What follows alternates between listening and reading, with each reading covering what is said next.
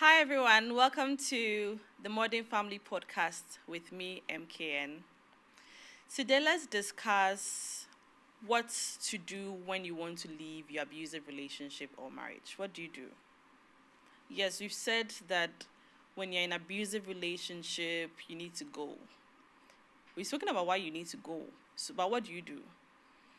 We all know that you have to go. You can't be there. Whether your marriage is or your relationship is physically abusive or emotionally abusive, whatever it is, if it's causing you stress, anxiety, if you're being dysfunctional, you need to go. So what do you do when you need to go? Let's talk about what you need to do. First of all, it's important for you to recognize that leaving is not easy, or the decision that you leave your abusive relationship is not an easy one, especially for us who live in this part of the world. And I can say this for most people around the world, that it's not an easy decision to make, especially when you are married, because it's supposed to be happily ever after. There's so much expectation on you. You decided to get married. You didn't decide to get married to have a divorce later. So deciding that I've had enough, I want to go is not easy. But if you've come to that conclusion, congratulations. Because the easy part would be staying. Staying is easy.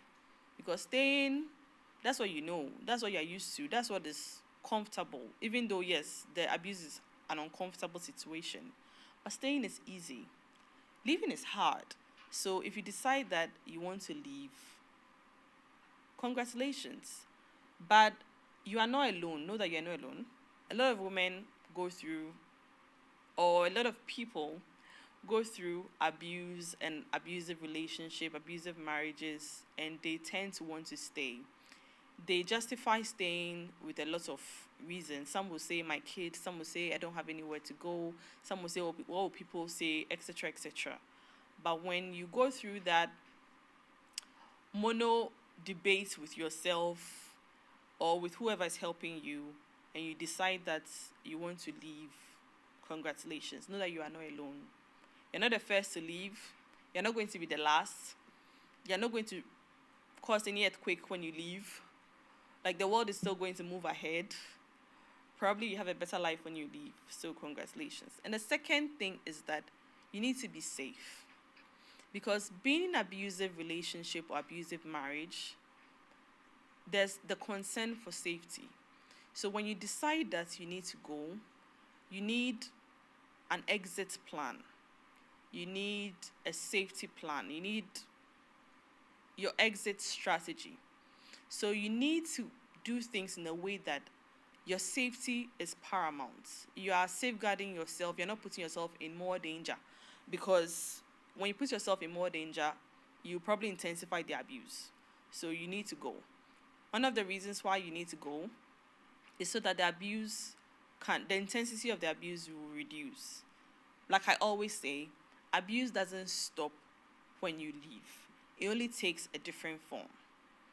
I've explained why in my previous videos, but let me reiterate this one. Let me give this example. If you are going through physical abuse, it's more intense because you are present, you are there physically. If you are not there, the physical abuse would reduce, or it will stop altogether. But abuse will not stop. So it will take a different form. So you probably have the verbal abuse, you have manipulation going on, you have your abuser telling people other things, like bad things about you to isolate you, etc. So the abuse doesn't stop, it just takes a different form. So now you have decided to go. Congratulations. What do you do? First thing, you need to prepare to leave. You don't just get up and say, I'm going today, so I'm packing my things and I'm going. You need to think about it. So you need to prepare. First thing you need to do to prepare, take your documents. Any essential documents to you. Your certificates from school, your passports, your birth certificates, your kids' birth certificates, your marriage certificates, you need to take them. Take them and keep them. Any documentation at all that is important to you. If you have properties together, you need copies of those properties. If you can make a photocopy, great. If you can't take the document itself and you want to take a picture of it, fine. But the picture should be like the last one. The best case scenario is for you to take the document itself. Second grade will be to get photocopies of the documents. And then the last option will be for you to just take a picture and go. But you need to take your documents. Take them out of the house. This is not on the day you are leaving. So immediately you decide that you want to go and look for the documents. If you find them one after the other, just take them out of the house. Take them and give them to somebody you trust. You can put them in your office. You can give them to a family member to keep them for you. Any loved one that you trust. Just take those documents out of the house. The second thing you need to do is to build a support network. Find people you trust who love you, who would believe you, who will be there for you. This includes getting professional help. So you need a support system. You need somebody that you can call in the middle of the night and say, hey, I have to go. Do I come to your place? You need a support system. When you're stressed and you need to go out and hang out, you need somebody who's going to be there for you. If you need somebody who's going to watch your kids, you need somebody that you can call and say, I need to go somewhere. Can I drop the kids for an hour or two? You need such a person. You need to go to therapy. Therapy is essential. I recommend therapies for all my clients before I do any dissolution of marriage for them. Go to therapy because therapy helps you to process your reality, to be able to stay in the house between the period you decided to leave and the day you are leaving. You can analyze and process everything properly. Therapy helps you to be able to recognize what you're going through. Sometimes when you've gone through trauma, you start having nightmares. The nightmares are totally different from maybe what you're seeing in your dreams. They're different from what is happening in your real life. But when you're going through therapy, your therapist is able to let you understand that you're acting this way because of what you've gone through. Your therapist also takes you through some of the things that you should expect. So when you are behaving certain ways, you know where it's coming from. You know how to behave better and things like that. Therapy really helps. So you need to go through therapy. You need to get yourself a lawyer as part of your support system. So get yourself a lawyer who can understand what you're going through. If you want to go through divorce, your lawyer is aware. He or she is advising you on what you need, so that when you're looking for certain documents, your lawyer can tell you, okay, add this, add that, this is necessary, this is not necessary, this is how you should act in this situation. Because sometimes going through divorce, when there's custody and then property rights, there are certain ways that you can act that would help your case or not help your case. So definitely get a lawyer as part of your network. Then create a financial plan. Leaving is expensive. I can't say this enough. Leaving is expensive. That's the reason why most people don't want to leave. Because they either cannot afford to leave financially or they don't know where their help is going to come from. So you need a financial plan. For instance, you want to know where you're going to stay.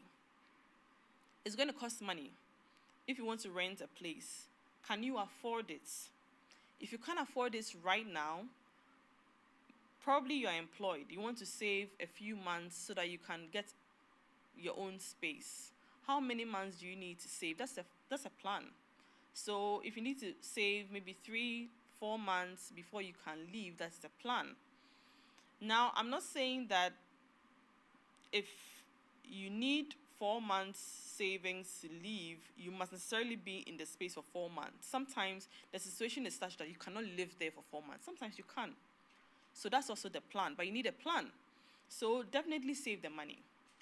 If you cannot save the money, maybe you're not employed, you might want to think about getting yourself something to do, something that will bring you money. Because even if you have a place to stay, you need money to keep up. So you need money. If you're not employed, you need to start making money. So you need to get a job or get something doing that's going to bring you some income. Then the third thing is that if you need to borrow money, go to family or friends that can help you. You need a plan. So yes, maybe you have a place to stay. I need to put in a bed so that I can lay there with my children, but I need X amounts of money, maybe 1,000 cedis or more, to do a few things. So find out if there's a family that can help you, can lend you the money, or there's a friend that can lend you the money. It's part of your plan. You need a plan because that money has to come from somewhere. So who is going to give you that money? If you cannot provide it yourself, you need somebody you need to know where that money is going to come from. If that money is borrowed, you cannot sustain borrowing when you leave. It's not sustainable. So you need a plan to make money for yourself. If you have children, you need to plan for childcare. Are you going to put the children in school if they are not in school already?